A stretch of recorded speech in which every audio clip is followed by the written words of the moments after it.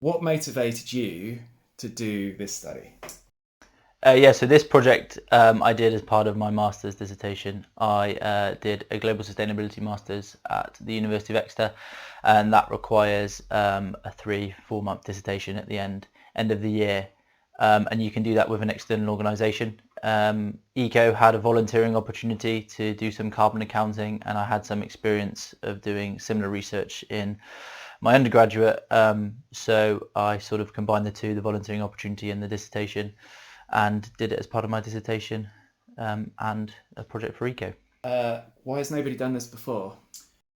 No one's really accounted carbon savings before, because it's usually carried out by community energy organisations. They're the companies that implement these sort of energy saving deliverables, and I guess usually in many cases they're tied with resources. They have very limited resources and limited ability of what they can do. So their main objective is to implement these deliverables rather than doing this sort of additional research.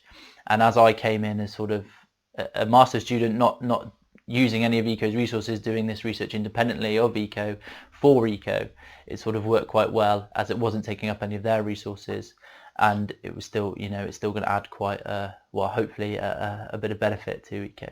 And so how did you go about doing it? Yeah, so I measured the carbon savings attributed to each of the low energy deliverables implemented in ECO's Healthy Homes Wellbeing project. In order to do that, I had values for the money saved through each deliverable, which is calculated by the Energy Saving Trust. So they have values on how much money is saved for each deliverable. And so I had these money values. I converted the money saving values into energy saving values using the cap rate from Ofgem. So Ofgem produce a cap rate for both gas and electricity. So I converted the money saving value into an energy saving value, so kilowatt hours of energy saved for a specific deliverable. And then from that I used the greenhouse gas conversion factors from the Department of Business, Energy and Industrial Strategy to convert energy saving values into carbon saving values. When you say a deliverable, what does... So a deliverable, the low energy deliverables that ECO implement are sort of the things they go into people's homes. So as part of the Healthy Homes Wellbeing project, they have advisors. The advisor will go into someone's home and list certain things that household could do to save energy, such as putting less water in your kettle, or even getting loft or cavity insulation, or changing your boiler or something. These are all sort of deliverables that ECO implement in order for homes to save, or allow homes to save energy. And so what were the most important findings?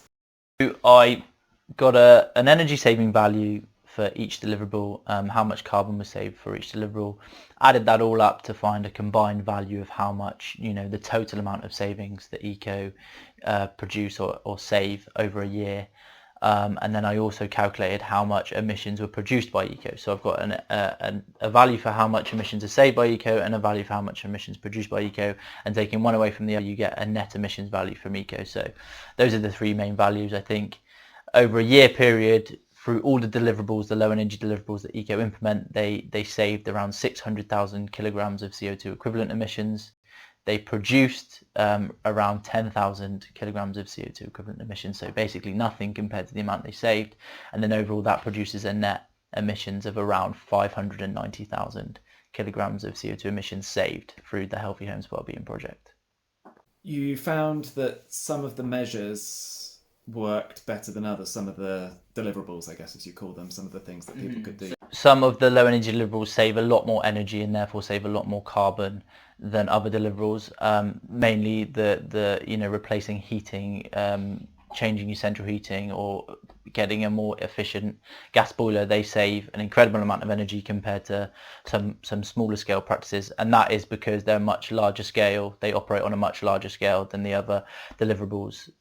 Changing the heating of your whole house is going to make a significant difference to your money saving, your energy saving, and therefore your carbon saving, compared to fully loading your dishwasher or putting a little bit less water in your kettle or something.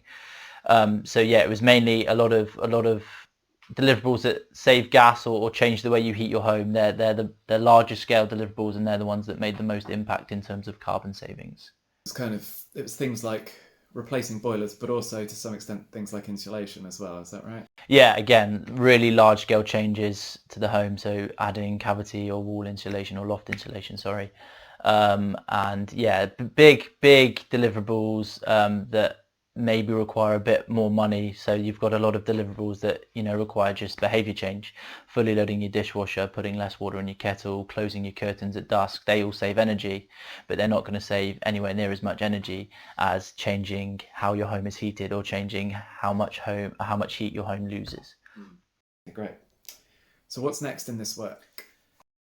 I think, yeah, so there's sort of two things you can do with producing a value like this. So like I said, you've got a value of net emissions produced, and then a net emissions value as well.